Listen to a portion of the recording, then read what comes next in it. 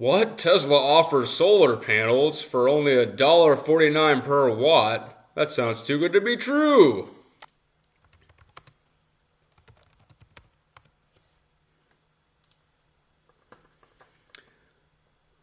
Wow, that's way cheaper than what I was quoted on. That's way cheaper than what I was quoted on. Oh. Oh. Thanks for nothing, Tesla. Okay, so last video I went over how I had this consult with MOXIE Solar. They're a solar provider in Indiana. And after all that, this is what they sent me. Now, this is in Word format. They didn't send me in Word format. They sent it as a PDF. But I couldn't block out my address because y'all don't need to know where I live. Okay, and suffice to say that house in this picture is not our house. All right, so first thing. The cost of doing nothing, all right? So they are trying to sell me the system, of course. This is how they make money. This is how their company lives. You signed up to buy utility power when you bought your house because there was no other option. Correct. Now you have the choice to generate affordable, clean energy right at your home. Makes sense, okay? So that's your utility bill today. That's just kind of a rough estimate, really. It was a little less than that, actually, but I calculated the energy usage based on her $150 a month bill. Anyway, it doesn't matter. Your bill in 25 years. So basically, he's saying that the rate, taxes are going to go up, service charge probably will go up, and the cost you pay per kilowatt hour of electricity is going to go up. Your bill in 25 years, $381. Okay, cool. Total utility costs over 25 years. So whatever the calculations they used, $69,380. Now, we should be living in this house more than 25 years, so we'll be paying more than that, through our lifetime or whatever. But that's for 25 years. Your utility bill is likely to go up as much as 4.73% every year as rates increase. Then a little thing down here. Your utility payments will vary based on local rates and rate changes. Local rates are subject to change. Don't get locked into rising, unpredictable rates. All right, so your system, what they kind of calculated for me. Your system is designed to save you money by offsetting your power consumption from your utility company. See how your system will produce power below. All right, so the system size, 8 kilowatt system size or 8,000 watts. However you want to say it. Estimated production per year, 10,620 kilowatt hours. Annual usage, same. The panels, the inverters, and the offset that I want to offset through solar power. All right, I did look up those panels. They are roughly 19 to 19.9% efficient. Brand new, that is kind of the industry standard, maybe a little above the industry standard, but they're decent panels. The Enphase energy inverters, the way he explained to me, is they're microinverters. They are, top of the line, the best. And based on my research, I believe that. So what's interesting here is this little graph, which is what I really like. So this is all based on the location of my house. So in Indiana, Northeast Indiana, so how much sun do we get per year? What's the average? How long are the days? What's the angle of the sun to the roof? All that kind of crap. So as you can see here, blue is solar, gray is utility. And winter months, so solar is not producing as much as your utility will use, but even for January, this is estimating that solar will actually produce a little bit more than half of the utility that we use. So as you go towards the spring and you're not using much heating or cooling, your energy usage goes down, and then in the summer when you're using air conditioning a lot, your energy usage goes up. But also during the summer months when you get more sun, more direct sunlight, your solar production goes up. So some months we are using more grid power than we are solar. Other months we should be using less grid power than we are producing. And due to net metering, we should be getting a credit per cost of a kilowatt hour credited to our bill. So, these months that we're generating more, hopefully they can be applied towards the months when we're not generating enough. House, panel size, roughly. They won't be janky like that.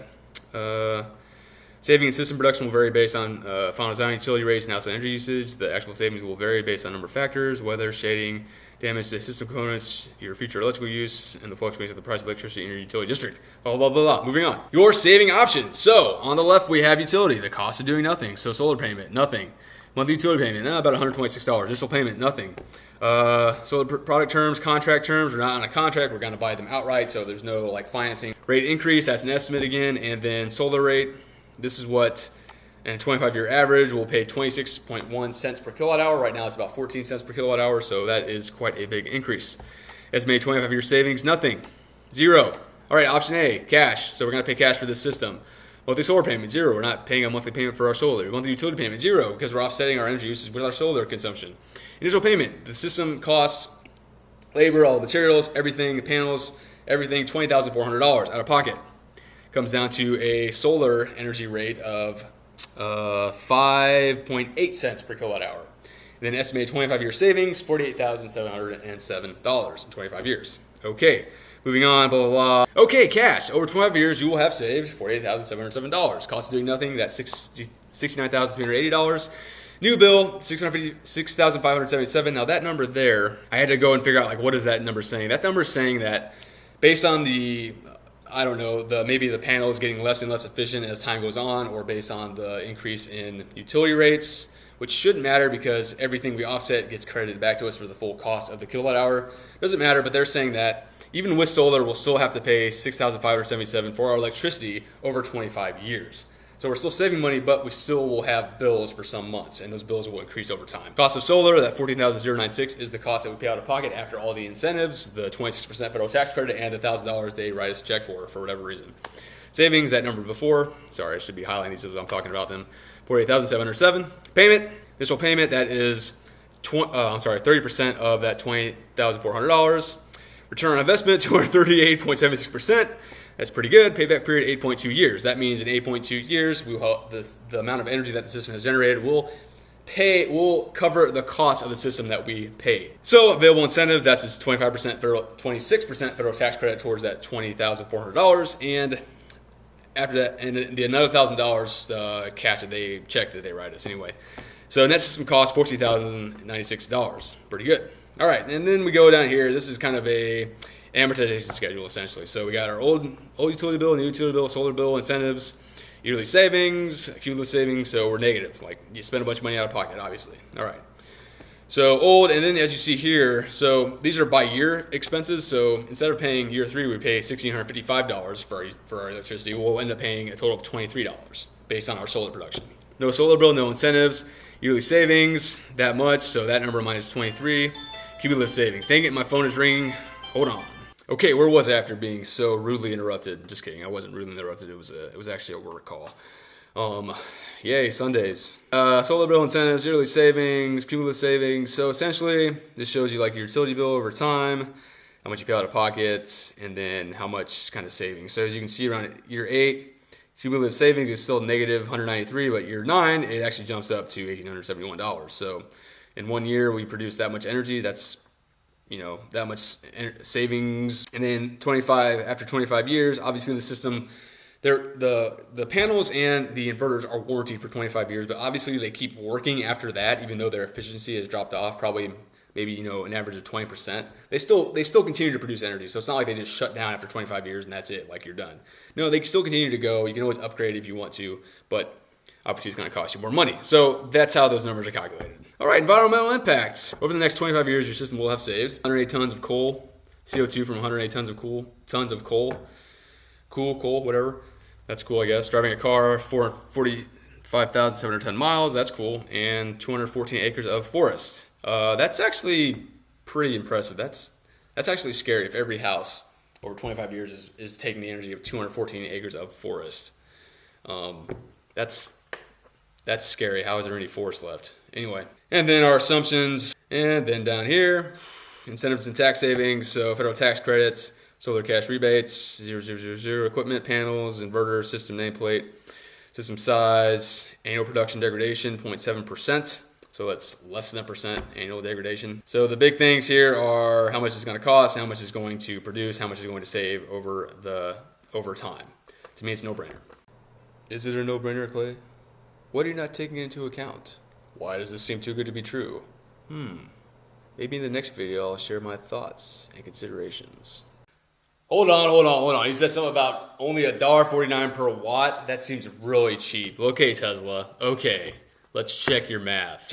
Going back to my estimate, 1.6 kilowatt system, or 8,160 watts. Cash price, $16,400. Now that is before incentives. So we take that $16,400, we divide it by 8,160, and we get $2.01 per kilowatt hour. But wait a second, you said $1.49. Lowest cost in America, money back guarantee. Lie. I don't know.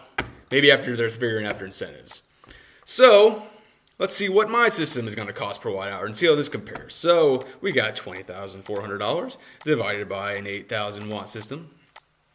$2.55 per kilowatt per watt. Sorry, wrong, per watt. So that's a bit more, but let's see what the average is.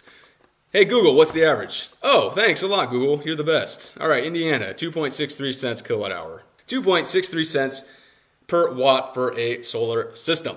So Tesla, you're cheaper, but you don't service my area, and until you do, I can't do anything about that. Okay, that's my show for today. Stay tuned for next time when I ramble on about why doesn't everyone have solar panels that has a good roof that faces the sun. To me, it seems like a no-brainer. I don't get it. Yes, it's very expensive, but over time, if you're planning on the long term, it makes sense. Why doesn't everyone have solar panels? I don't get it. Oh my gosh, we're moving in the wrong direction. I'm going to ramble on now, but I will save it for next time. Thank you for stopping by. I'll see you next time. Thank you. Yeah, bye. Okay, that's it. I'm done. Bye.